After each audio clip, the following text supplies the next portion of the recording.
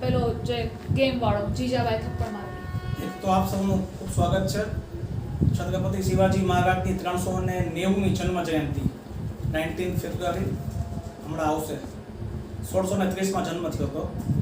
નાનપણથી જીજા માતાએ આપણે બધા જાણીએ છીએ કે શિવાજી મહારાજનું જે ઘડતર થયું એમાં દાદાજી કોંડદેવ અને એમના માં જીજા માતાનો ખૂબ સહયોગ હતો.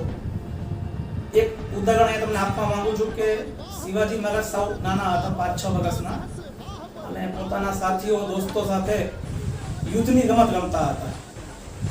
એક સેના પોતે બનાવે, એક બીજા મિત્રો સેના બનાવે અને યુદ્ધ ઘડે. હવે આ રમતમાં આ બધું જીજા માતા જુએ, પણ એક દિવસ એવું થયું કે શિવાજીનું રમતમાં ધ્યાન જ નહોતું અને એક પછી એક રમત, યુદ્ધની રમતમાં એ પોતે ભાગી જતા હતા, ડિફીટ થતા હતા. તો જીજા માતા જ્યાં ઊભા હતા ત્યાંથી શિવાજીને બોલાવે છે, શિવબા અહીંયા આવો. શિવાજી જાય છે, કે હા બા શું થયું? તો જીજા માતા કહે છે તારું ધ્યાન ક્યાં છે? તું ગમતો નથી, જીતતો નથી આજે? તો શિવાજી કહે છે કે બા આ તો યુદ્ધ છે, યુદ્ધ નથી પણ રમત છે. યુદ્ધની રમતમાં હારી કે જીતી શું ફેર પડે છે? ત્યારે જીજા માતા એક જોરથી તમાચો શિવાના ગાલ પર જડી દે છે. હવે એ સમયના સંસ્કાર પણ એવા હતા કે શિવબા પણ નીચી માથું કરી પૂછતા નથી અને પોતે જાય છે. ત્યારે જીજા માતા પાછું શિવાજીને કહે છે, શિવા મેં તને થપ્પડ શું કામ મારી? તને સમજમાં આવ્યું? તો કે ના માં. તો જીજા માતા કહે છે બેટા તારે તો આપણા હિન્દુ સ્વધર્મની રક્ષા કરવાની છે, મહારાષ્ટ્રનું આપણા દેશનું મુક્તિ અપાવવાની છે, પુનઃ રાજ સ્થાપવાનું છે. તને સપનામાં પણ હારી જવું હોય ન પોષાય. તો આવી રીતે સંસ્કારો શિવાજીને નાનપણથી મળતા ગયા.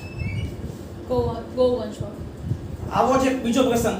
હવે નાનપણથી આપણે ઝવેરચંદ મેઘાણીનું એક ગીત સાંભળ્યું છે કે બાળક પારણામાં છે અને માયને રામ લક્ષ્મણની વાતો કહે છે. આ બહુ ફેમસ આપણે ગુજરાતીમાં છે. તો શિવાજી મહારાજના પિતાજી હતા એ બેંગલમાં આદિલશાહીના સરદાર હતા અને શિવાજીનો ઉછેર થતો હતો મહારાષ્ટ્રમાં, પુનાની આજુબાજુમાં. તો એક વખત જીજા માતા અને શિવાજી મહારાજ ત્યાં કર્ણાટક બેંગ્લોરની મુલાકાત ઉપર ગયા છે, થોડોક સમય એમના પિતાજી સાથે વિતાવવા. એ દરમિયાન એક દ્રશ્ય સર્જાય છે કે જાહેર માર્કેટ છે, આખી બજાર છે, લગભગ બધા આપણા દેશના લોકો છે, હિન્દુ લોકો છે, અને આદિલશાહીએ પણ ગૌ હત્યા ઉપર પ્રતિબંધ મૂક્યો હતો. ત્યાં આદિલશાહી હતી, બીજા ધર્મના હતા, વિદેશી હતા, છતાં પણ એમને હિન્દુઓની આસ્થા માટે એની વિનંતી પર ગૌ હત્યાનો પ્રતિબંધ હતો.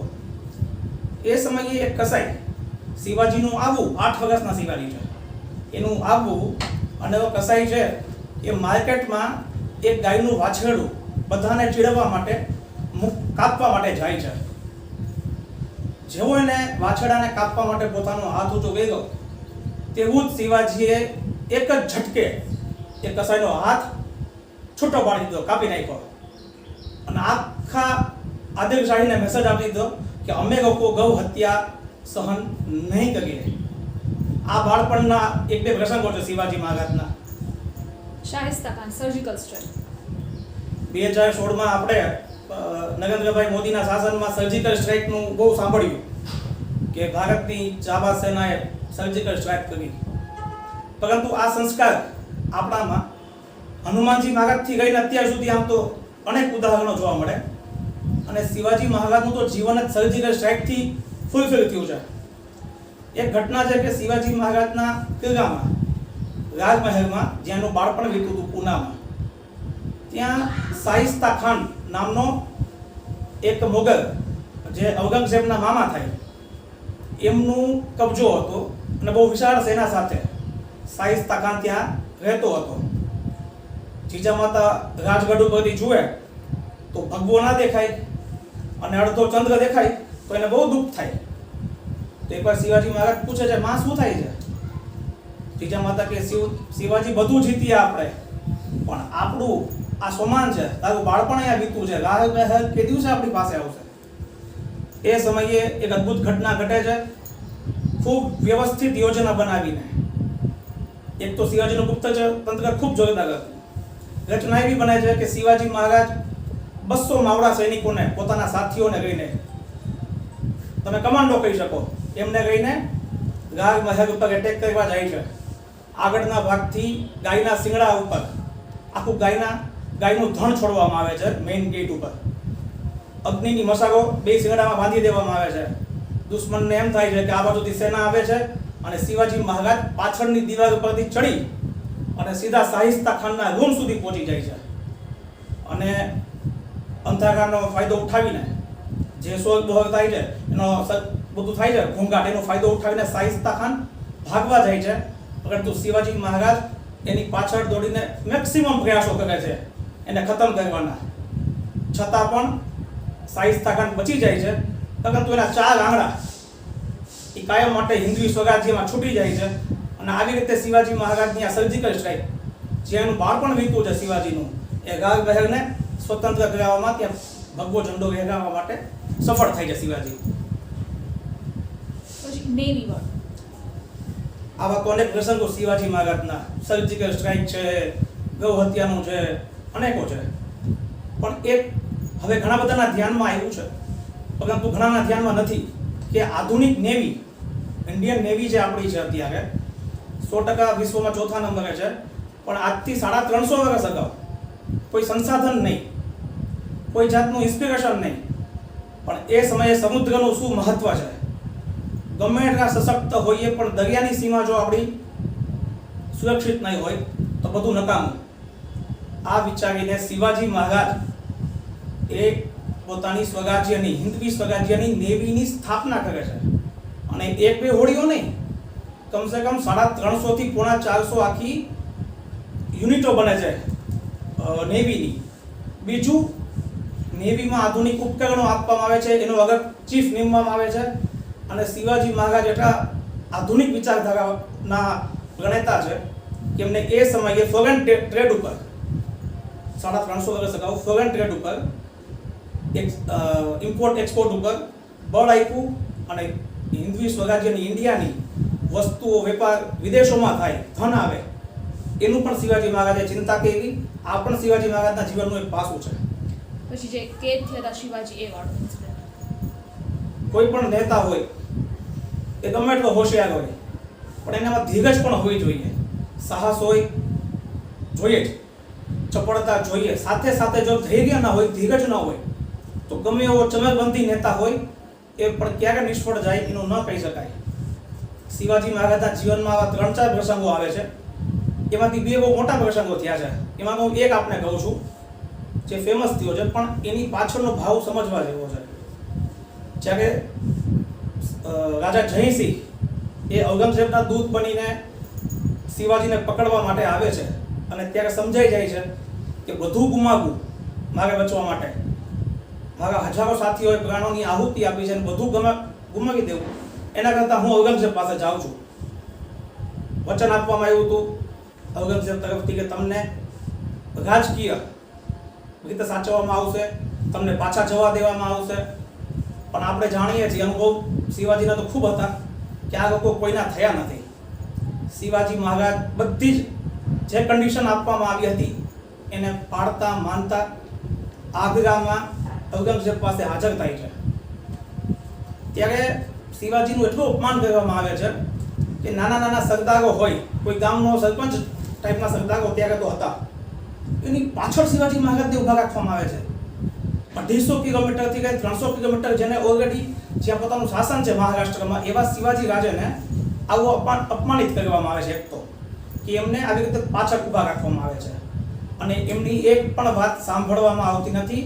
ઔરંગઝેબ આગતું ફાલતું બધું સાંભળે છે, પરંતુ શિવાજીની એક પણ વાત સાંભળતા નથી. અને જ્યારે શિવાજી પોતાનું સ્વાભિમાન પ્રદર્શિત કરે છે કે તું શું સમજસ, તને આવું ગમે, તું આવો અન્યાય કરસ, આ ચીટિંગ, ત્યારે ઔરંગઝેબ બધી સંધિઓ તોડીને શિવાજી મહારાજને કેદખાનામાં નાખી દે છે.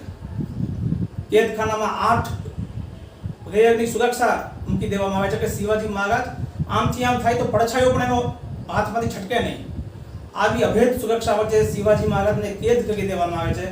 શિવાજીના પુત્ર સંભાજીને કેદ કરી દેવામાં આવે છે, અને બીજા 6 સાથીઓને 6 મહિના સુધી છ મહિના સુધી આ કેદમાં રહે છે. શિવાજીનું ગુપ્તચર તંત્ર ખૂબ સક્ષમ હતું.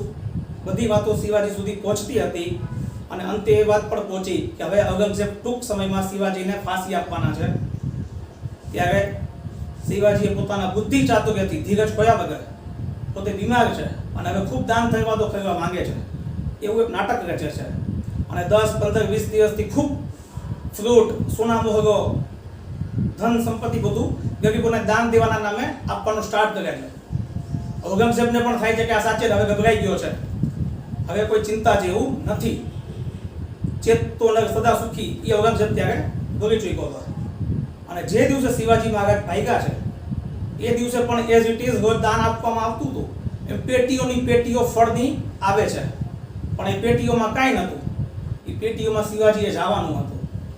તો આવી અદ્ભુત બુદ્ધિ ચાતુર્યથી ઔરંગઝેબના માણસોને પાછા ફોડી દીધા શિવાજીએ પોતાની પુણ્યથી, આવથી કોઈ ગમે તે રીતે. એ ફળની પેટીઓ આવે છે એમને, પણ જ્યારે ફળની પેટીઓ કેદખાનામાંથી જાય છે, ઔરંગઝેબના સૈનિકોની વચ્ચેથી જતી હોય છે, ત્યારે સ્વરાજ્યનો ભવિષ્યનો છત્રપતિ શિવાજીમાંથી આરામથી સૂતા સૂતા નીકળી જાય છે અને આવી રીતે શિવાજી મહારાજ પોતાની મુક્તિ મેળવે છે. આ પણ શિવાજી મહારાજના જીવનનો અદ્ભુત શીખવા જેવો પ્રસંગ છે. ઇન્ટેલિજન્સ બળજી નાખ્યું. એક અંતિમ વાત કહી દઉં. આપણે હમણાં ઘણા બધા આતંકવાદી એટેકનો સામનો કર્યો છે આપણા દેશે છેલ્લા 2 દશકામાં, અને આપણે બધા ઇઝરાયલની પણ બહુ વાતો કરીએ છીએ કે ઇઝરાયલ આવડો દેશ છે, આપણા કચ્છથી એ નાની સાઈઝ છે અને આજુબાજુ બધા શત્રુઓ છે, દુશ્મનો છે, બધા સક્ષમ, પણ શું કામ ઇઝરાયલ સોમાનથી જીવે છે? એનું ઇન્ટેલિજન્સ, ગુપ્તચર તંત્ર, મોસાદને આપણે બધું જાણીએ છીએ. તો શું આપણી પાસે આવું કંઈ હતું જ નહીં? શું શિવાજી જેવો એક સામાન્ય સરદારનો દીકરો, જેની આદિવાસી બાળકોને લઈને સેના બનાવી અને આવડું સામ્રાજ્ય બનાવીને ગયો, એમને બની ગયું હશે? શિવાજી મહારાજની સફળતાનું સૌથી પ્રથમ જો કોઈ તત્વ હોય તો એ હતું શિવાજી મહારાજની ગુપ્તચર વ્યવસ્થા, ઇન્ટેલિજન્સ સેટઅપ. અને એના પણ ચીફ હતા એક બહિરજી નાયક નામનો એક સેનાપતિ, જે પોતાના વેશ બદલવામાં એક્સપર્ટ હતો. અફઝલ ખાન પોતે 40,000ની સેના લઈને આદિલ શાહની ત્યાંથી નીકળ્યા છે શિવાજીને મારવા માટે. શિવાજી મહારાજ પાસે 4,000, એમાંથી 2,500 તો સૈનિકો અને એમાંથી 2,500 તો માવડા આદિવાસીઓ, જેને તીર કામ આવડતા હતા, બાકી કાંઈ નહોતું આવડતું. જ્યારે ઔરંગઝેબ પાસે તો હાથી, ઘોડા, બંદૂકો બધું. આવા સમયે શિવાજી મહારાજનું જો ગુપ્તચર તંત્ર, ઇન્ટેલિજન્સ એ નથિંગ હોત તો શું થાત? પરંતુ અફઝલ ખાન ક્યાં નીકળ્યો, ક્યાં પહોંચ્યો, એના મનમાં શું છે, એની યોજનાઓ શું છે, આ તો એક ઘટના છે. પરંતુ શિવાજી મહારાજનું ઇન્ટેલિજન્સ એટલું સક્ષમ હતું કે દુશ્મન સેનાઓમાં એવી વાતો થતી કે આ કોઈ ભૂત પ્રેત છે, આ કોઈ જાદુઈ શક્તિ જાણે છે, આ તો ભીતમાંથી નીકળી જાય છે. તો આવું અદ્ભુત અવિશ્વસનીય ઇન્ટેલિજન્સ સેટઅપ જે શિવાજી મહારાજે સ્થાપ્યું હતું પોતાના વિશ્વાસુ સાથીઓની મદદથી, એ આજે આપણને બધાને છત્રપતિ શિવાજી જે આપણે કહીએ છીએ એ શિવામાંથી છત્રપતિ શિવાજી મહારાજ બનાવવા માટે ખૂબ કામ આવ્યું છે. તો આપણે દેશે આપણે આ શીખવું જોઈએ. આપણી આજુબાજુ ઘણી બધી એવી એક્ટિવિટીઓ થતી હોય, આપણા દેશ માટે આપણે પણ એક ઇન્ટેલિજન્સનું કામ કરી શકીએ છીએ. શિવાજી મહારાજના જીવનમાંથી આપણે શીખીએ.